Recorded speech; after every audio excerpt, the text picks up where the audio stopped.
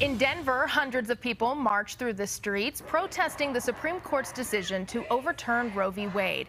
Colorado passed a law earlier this year protecting abortion rights in our state.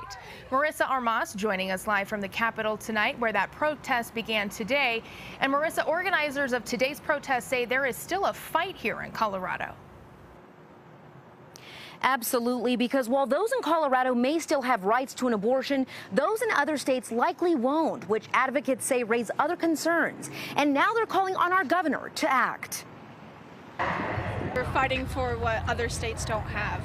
It's been over a week since the Supreme Court overturned Roe v. Wade, and Coloradans are continuing to show up in protest. Upset, angry, cried, disappointed.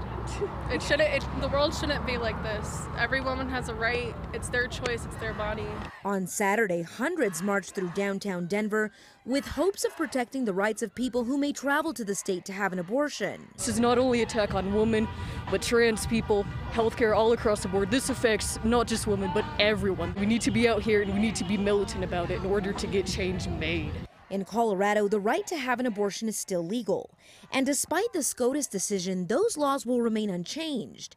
But the state is likely to see an increase of people traveling here for abortion services, which is why advocates are now calling on Governor Polis to issue executive orders to protect those who may do so, like authorizing funds for abortion clinics and prohibiting the sharing of medical records with out-of-state law enforcement. All of our surrounding states sadly don't have those laws, and we're calling on Governor Polis to act now to ensure that when people come to Colorado, they won't be turned away because we have a lack of capacity or limited resources. A fight that advocates say will continue until something changes. We're going to be out here as much as possible. We're going to do as many different tactics to make sure that the governor hears us, to make sure that the whole nation hears us, and Joe Biden hears us, and the Supreme Court hears us. We did reach out to opponents of abortion rights for this story, but we did not hear back from them by deadline. We also reached out to the governor's office about some of these demands, but we also did not hear back. In Denver, Marissa Armas covering Colorado First.